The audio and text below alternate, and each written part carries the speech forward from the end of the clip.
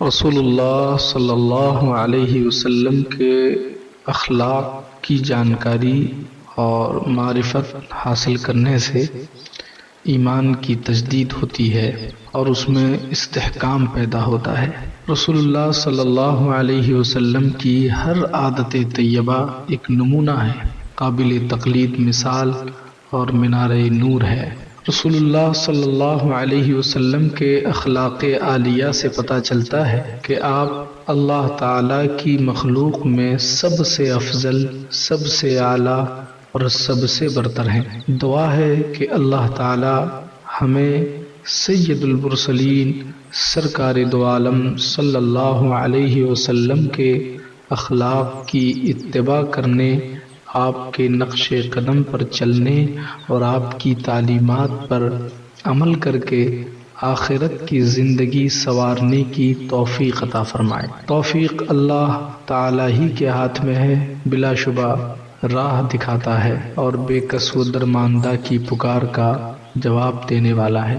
رسول اللہ صلی اللہ علیہ وسلم ہمیشہ یہ دعا کرتے کہ اے اللہ مجھے حسن ادب اور کریمانہ اخلاق سے مزین فرما، اور دعا کی قبولیت کا ثمرہ اس صورت میں ظاہر ہوا کہ آپ پر قرآن کریم نازل فرمایا اللہ تبارک و تعالی، اور اس کے ذریعہ آپ کو حسن ادب کی تعلیم دی۔ قرآنی تعلیمات اور اخلاق کا آپ مظہر اتم تھے، جیسا کہ سعد ابن ہشام کہتے ہیں کہ میں حضرت عائشہ صدیقہ رضی اللہ تعالی عنہا کی خدمت میں حاضر ہوا اور ان سے رسول اللہ صلی اللہ علیہ وسلم کے اخلاق کے متعلق دریافت کیا۔ آپ نے پوچھا کہ تم قرآن کریم نہیں پڑھتے؟ میں نے عرض کیا کیوں نہیں پڑھتا ہوں؟ فرمایا آپ کا اخلاق قرآن کریم تھا۔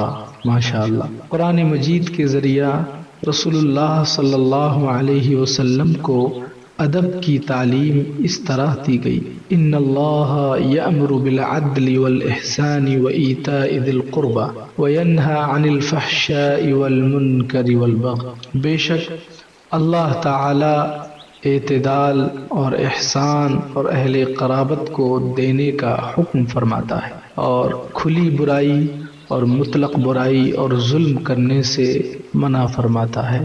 قرآن پاک میں تادیب کی بے شمار مثالیں ہیں، ان سب سے اولاً جناب رسول اللہ صلی اللہ علیہ وسلم کی ذات گرامی مقصود تھی، پھر آپ کا یہ فیضان امت کی طرف منتقل ہوا اور آپ کے اخلاق و آداب کے اجالے پوری کائنات میں پھیلے۔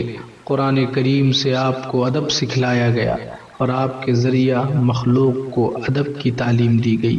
رسول اللہ صلی اللہ علیہ وسلم فرماتے ہیں بعثت لأتمم مکارم الاخلاق، میں مکارم اخلاق کی تکمیل کے لیے بھیجا گیا ہوں، مبعوث کیا گیا ہوں۔ اس کے بعد آپ نے لوگوں کو حسن ادب کی تلقین فرمائی۔ کتنی عظیم ہے وہ ذات۔ پھر جب اللہ سبحانہ و تعالی نے آپ کے اخلاق کامل فرما دیے تو ان الفاظ میں آپ کی تعریف فرمائی، ارشاد فرمایا وَإِنَّكَ لَعَلَى خُلُقٍ عَظِيمٍ، اور بے شک آپ اخلاق حسنہ کے اعلیٰ پیمانے پر ہیں۔ کتنی عظیم ہے وہ ذات اور کتنا عظیم ہے اس کا کرم اور کتنی زیادہ ہیں اس کی عنایات کہ خود ہی اپنے نبی کو زیور اخلاق سے آراستہ کیا اور خود ہی تعریف فرمائی، اور اس کا انتساب نبی کریم صلی اللہ علیہ وسلم کی طرف کیا، یعنی یہ فرمایا کہ آپ بڑے اخلاق پر ہیں۔ رسول اللہ صلی اللہ علیہ وسلم کا ایک فرمان ہے کہ اللہ تعالی اخلاق عالیہ کو پسند فرماتا ہے اور برے اخلاق کو ناپسند فرماتا ہے۔ حضرت علی رضی اللہ تعالی عنہ فرماتے ہیں کہ اس مسلمان پر حیرت ہوتی ہے جس کے پاس اس کا مسلمان بھائی اپنی کوئی ضرورت لے کر آئے، حاجت لے کر آئے، اور وہ اپنے آپ کو اس کی حاجت روائی کا اہل نہ سمجھے، یعنی اس کا ہیلپ نہ کرے، اس کا تعاون نہ کرے، اس کی مدد نہ کرے اور اس کی دل شکنی کرے، اس کا دل توڑے۔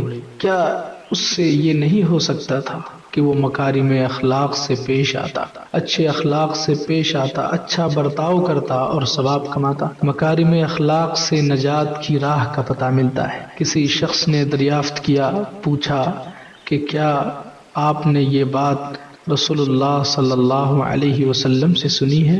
حضرت علی نے جواب دیا، ہاں یہ بات بھی سنی ہے اور اس سے بہتر بھی، اور وہ یہ کہ جب آپ کی خدمت میں ایک قبیلے کے کچھ قیدی لائے گئے تو ان میں ایک لڑکی بھی تھی۔ اس لڑکی نے کھڑے ہو کر عرض کیا، یا محمد صلی اللہ علیہ وسلم، اگر آپ مناسب سمجھیں تو مجھے رہا فرما دیں، مجھے آزاد کر دیں، اور قبائل عرب کو مجھ پر ہنسنے کا موقع نہ دیں، اس لیے کہ میں اپنی قوم کے سردار کی بیٹی ہوں۔ میرا باپ قوم کی حفاظت کرتا تھا، قیدی کو رہا کر دیتا تھا، بھوکے کا پیٹ بھرتا تھا، کھانا کھلاتا تھا اور سلام کو رواج دیتا تھا۔ اس کے در سے کبھی کوئی ضرورت مند محروم واپس نہیں گیا۔ یا محمد صلی اللہ علیہ وسلم، میں حاتم تائی کی بیٹی ہوں۔ رسول اللہ صلی اللہ علیہ وسلم نے ارشاد فرمایا، اے لڑکی، یہ سچے مومنوں کے اوصاف ہیں۔ اگر تیرا باپ مسلمان تھا تو ہم اس پر رحم کرتے ہیں، یعنی تجھے آزاد کر دیتے ہیں۔ اس کے بعد لوگوں سے فرمایا، اس لڑکی کو آزاد کر دو، اس لیے کہ اس کا باپ مکارم اخلاق کو محبوب رکھتا تھا، اور اللہ کو بھی مکارم اخلاق محبوب ہیں، پسند ہیں۔ اچھے اخلاق اللہ رب العزت کو پسند ہیں۔ عرض کیا گیا، یا رسول اللہ، کیا اللہ تعالی مکارم اخلاق پسند فرماتا ہے؟ میرے آقا نے ارشاد فرمایا، اس ذات کی قسم جس کے قبضے میں میری جان ہے، جنت میں صرف اچھے اخلاق والے داخل ہوں گے۔ حضرت معاذ رضی اللہ تعالی عنہ سے منقول ہے کہ رسول اللہ صلی اللہ علیہ وسلم نے ارشاد فرمایا، اللہ تعالی نے مکارم اخلاق اور محاسن اعمال سے اسلام کا احاطہ کر دیا ہے، اور ان مکارم اخلاق اور محاسن اعمال میں یہ باتیں شامل ہیں: باہم اچھی طرح رہنا، حسن سلوک کرنا، نرمی سے پیش آنا، صدقہ و خیرات کرنا، کھانا کھلانا، سلام کو رواج دینا، مسلمان مریض کی عیادت کرنا، خواہ وہ نیک ہو یا بد، مسلمان کے جنازے کے ساتھ چلنا، پڑوسی کے ساتھ اچھی طرح رہنا، خواہ وہ مسلمان ہو یا کافر، مسلمان بوڑھے کی عزت کرنا، دعوت قبول کرنا، درگزر کرنا، لوگوں کے درمیان مصالحت کرانا، سخاوت کرنا، چشم پوشی کرنا، سلام کی ابتدا کرنا، غصہ پینا اور لوگوں کی غلطیاں معاف کرنا، اور جو چیزیں اللہ تعالیٰ نے حرام قرار دی ہیں ان سے اجتناب کرنا، جیسے لہو و لعب، گانا بجانا اور لہو کے تمام آلات، غیبت، جھوٹ، بخل، کنجوسی، ظلم، مکر و فریب، چغلی، آپس میں اختلاف اور رنجش پیدا کرنا، قطع رحمی، بدخلقی، تکبر، فخر، شیخی، بڑائی کا اظہار، اترانا، فحش بکنا، فحش سننا، کینہ، حسد، بدفعلی، سرکشی، زیادتی اور ظلم۔ حضرت انس رضی اللہ تعالی عنہ فرماتے ہیں کہ رسول اللہ صلی اللہ علیہ وسلم نے کوئی عمدہ بات ایسی نہیں چھوڑی جس کی طرف ہمیں نہ بلایا ہو، اور کوئی بری بات ایسی نہیں چھوڑی جس سے ہمیں نہ ڈرایا ہو۔ ان تمام امور کے لیے تنہا یہ آیت بہت کافی ہے: ان اللہ یأمر بالعدل والاحسان وایتاء ذی القربى وینہی عن الفحشاء والمنکر والبغی یعظکم لعلکم تذکرون۔ رسول اللہ صلی اللہ علیہ وسلم بندگان خدا کو ادب سکھلایا کرتے تھے اور انہیں اچھے اخلاق اور اچھے آداب